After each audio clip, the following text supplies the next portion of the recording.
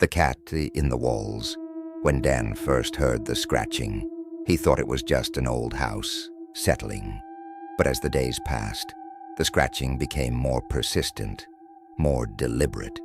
It always came at night, just as he was drifting off to sleep. A faint, rhythmic sound, like claws scraping against wood, moving through the walls. At first he convinced himself it was a rat, maybe a raccoon, but the noise seemed too purposeful, almost like something was trying to get out. One night he got up, flashlight in hand, and followed the sound to the basement. The walls were old stone, cracked with time. The scratching was louder here.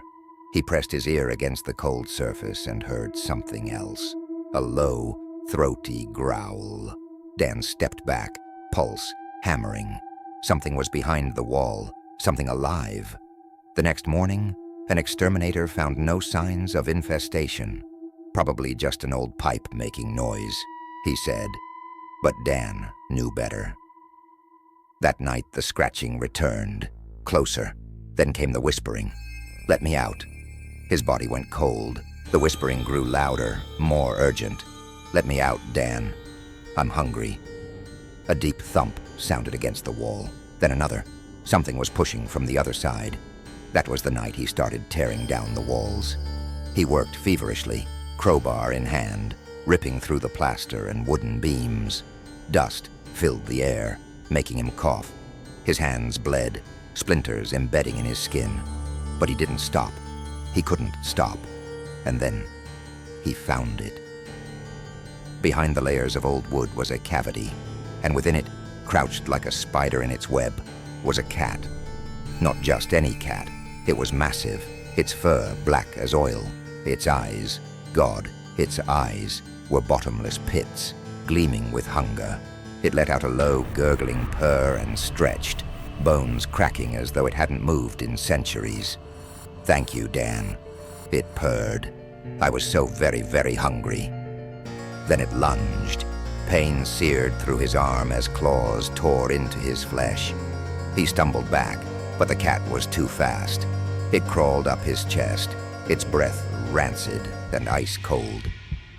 "You shouldn't have let me out." The lights flickered. The room twisted, shadows deepening. The air grew heavy, thick with something ancient and malevolent. Dan tried to scream, but the sound died in his throat as the cat's mouth opened, revealing rows of needle-like teeth. Then, darkness. When Dan's body was found days later, the police could hardly describe what they saw. His face frozen in a silent scream, his eyes wide and empty, his body shriveled like something had eaten the life out of him. No sign of forced entry, no evidence of an intruder, just one thing that didn't make sense. In the middle of the room, perched atop Dan's hollowed-out chest, was a cat. A sleek, black cat, licking blood from its claws, its eyes glinting like twin abyssal voids. When the paramedics moved toward the body, it purred, and then it disappeared into the walls.